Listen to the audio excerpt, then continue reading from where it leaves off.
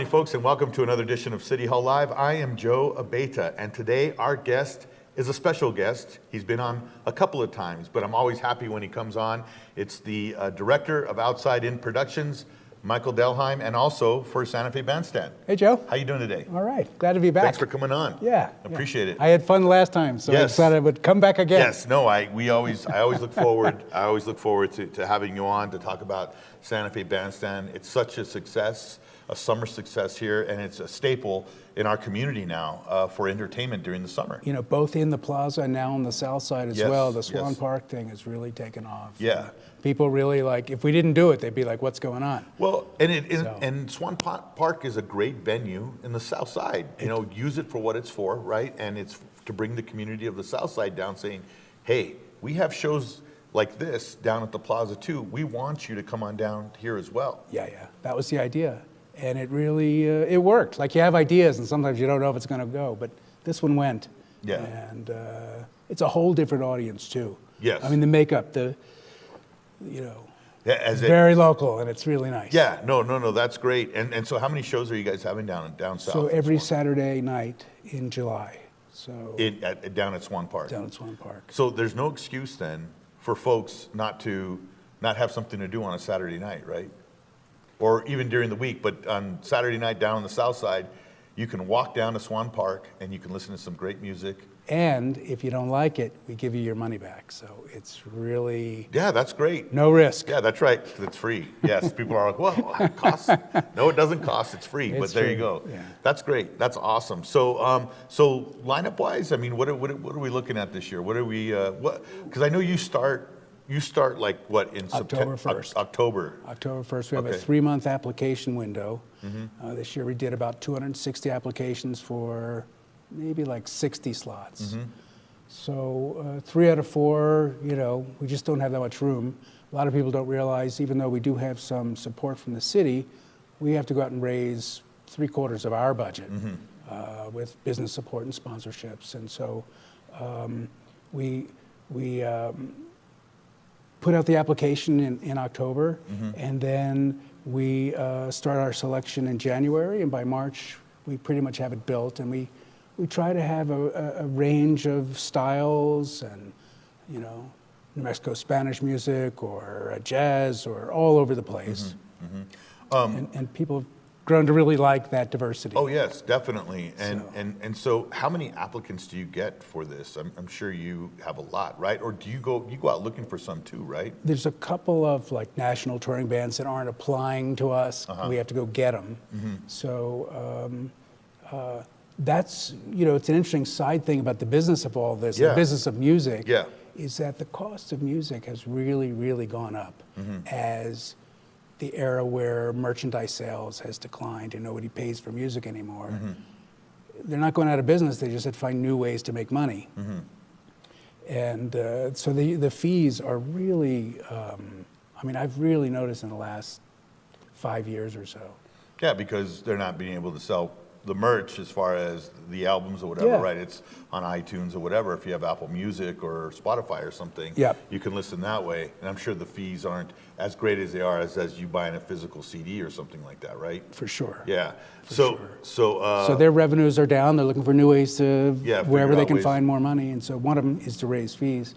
So it is difficult because a lot of people say, well, we like Bandstand, but how come you don't have, you know, I heard the Stones are touring this summer, you know. And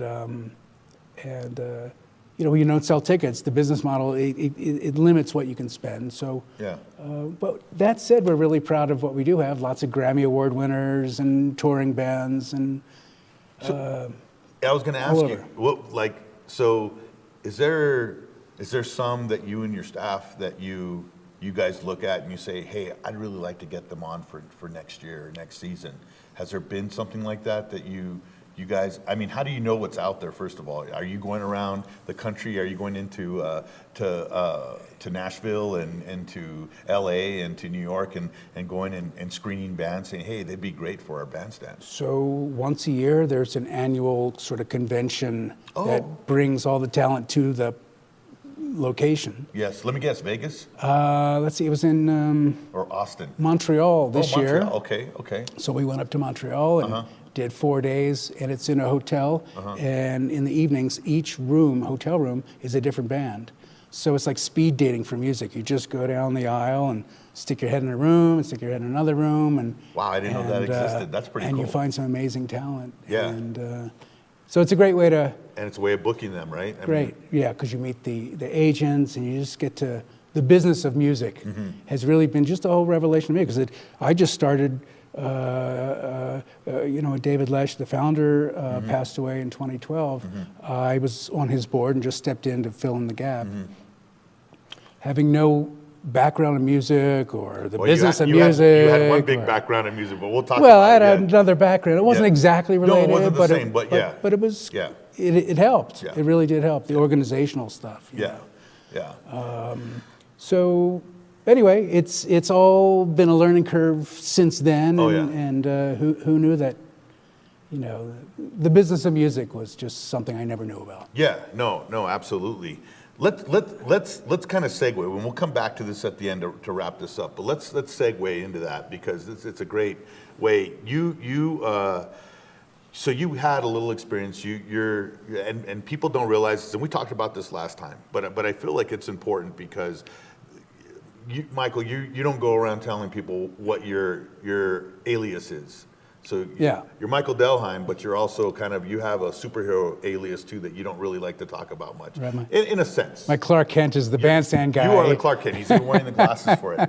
But you are a location manager, right, for movies? Yes. And we're not talking about like small town movies. We're talking anywhere from tentpole to to regular budget movies that you see, mainstream movies, studio films that you see, and I know you've worked even back earlier in the day, right? One of your first gigs was it Milagro Beanfield War? That was the very first. That was the first one that you worked on, and you were working with in New Mexico. I'd been working in Los Angeles before then. That's right.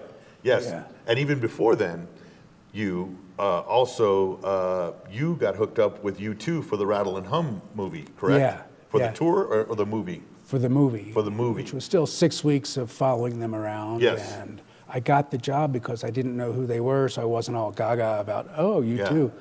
I was like, I think I've heard them on the radio, but I don't remember. Yeah. And they said, okay, well, you'll do. You'll be fine, because you won't be asking for autographs all the time and stuff.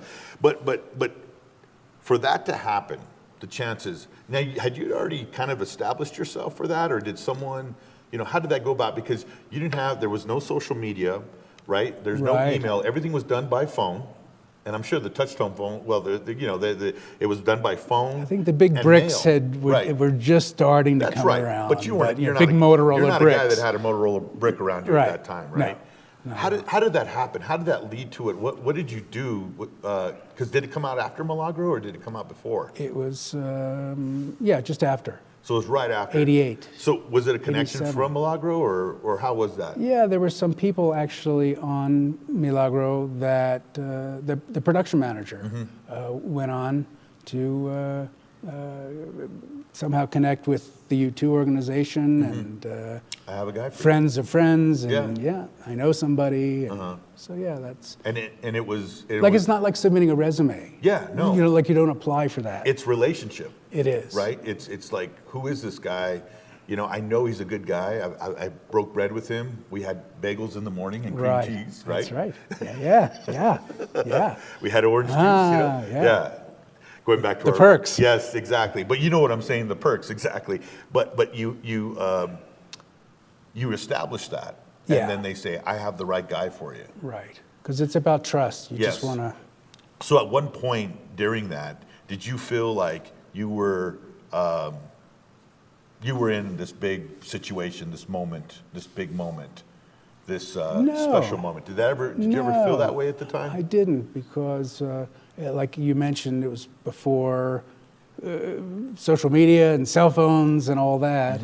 And so the actual manual process of getting to a town before the band the day before and scoping out the hotel and then drawing maps from the airport to the venue to the hotel, and just the basic intel of a city. There was no Google Maps back then. No Google Maps. That's right. And Bono always wanted to know, well, when we're in this town, what's the thing to do? Because a lot of Yeah. Like in Memphis, you'd go have ribs or, That's right.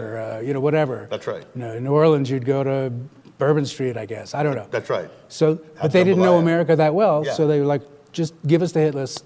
These are the 3 things that everybody does when they're in this town. And all that is just manually, Yeah.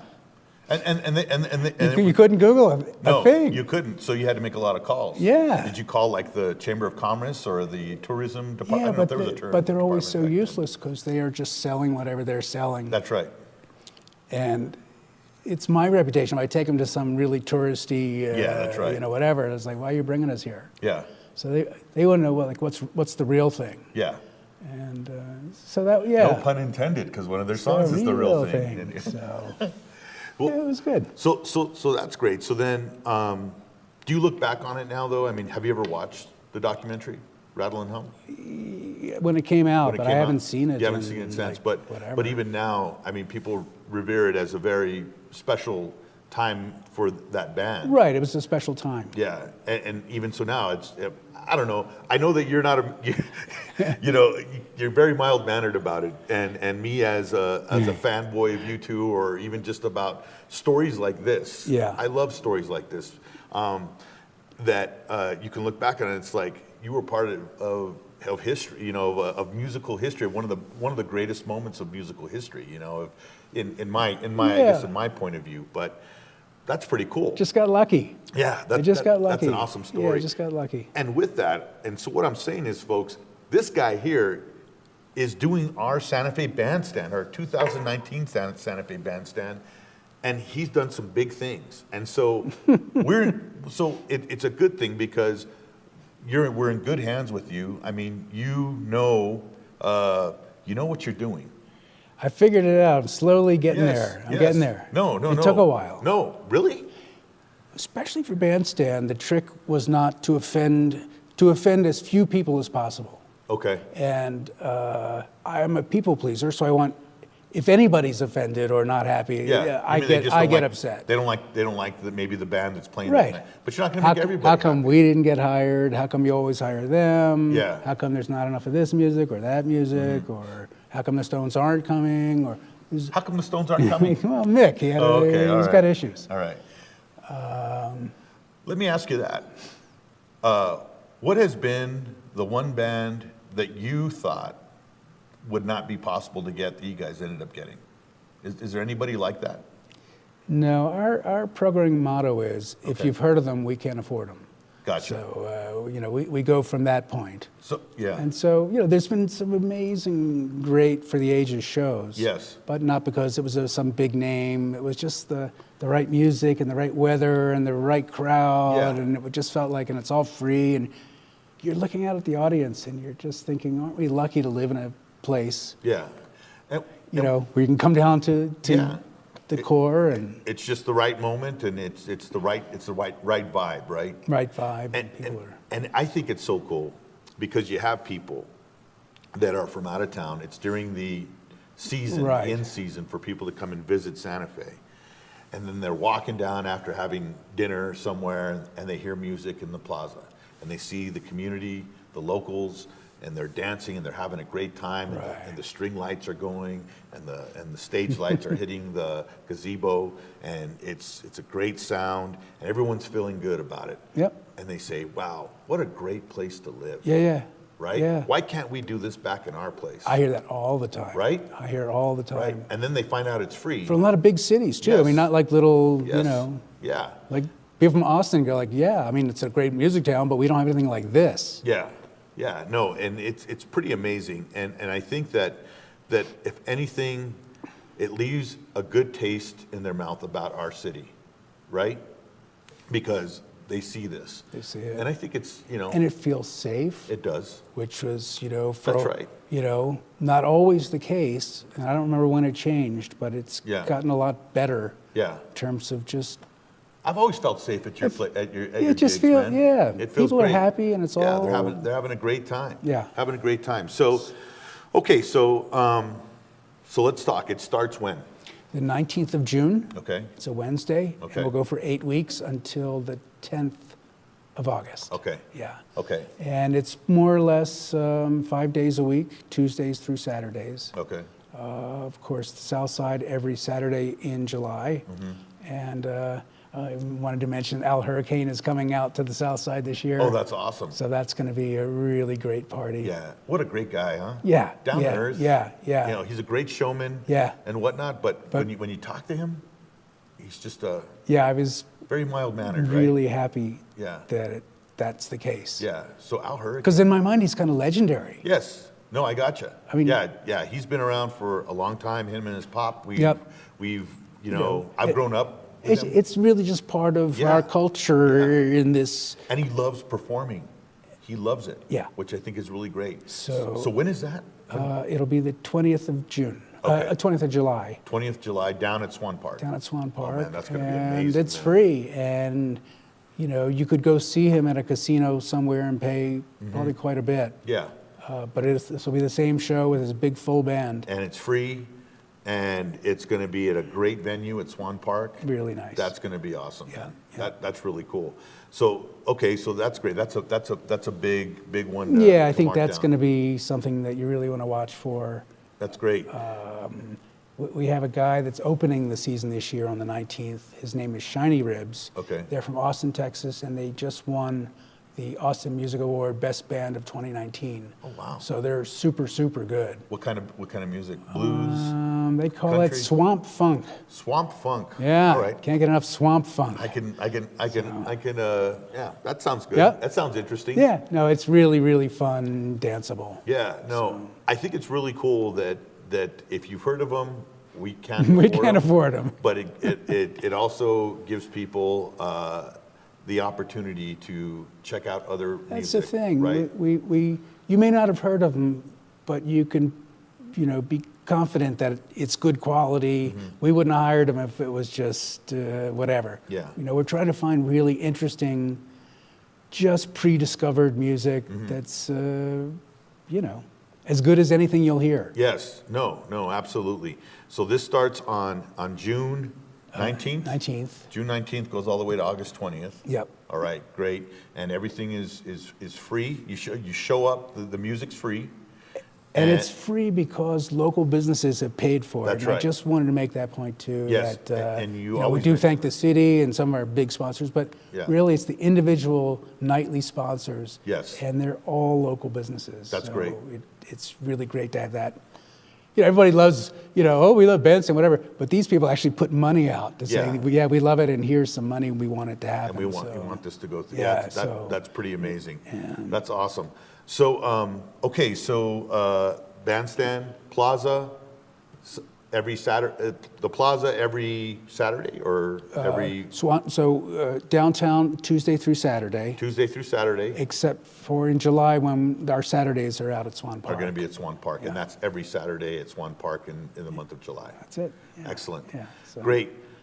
Michael, thank you so much for Always a coming on, pleasure. bro. Man, you are the man, dude. Big fan. Appreciate your yes, support. No, absolutely.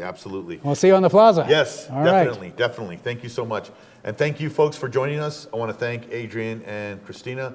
I also want to thank Leanne as well. She is, overseeing the gallery. So we want to thank her while Rod's out of town. He's on sabbatical or on assignment. I don't know what he is, but want to give a shout out to Rod too as well. Folks, thank you. Have a great weekend. Have a safe weekend.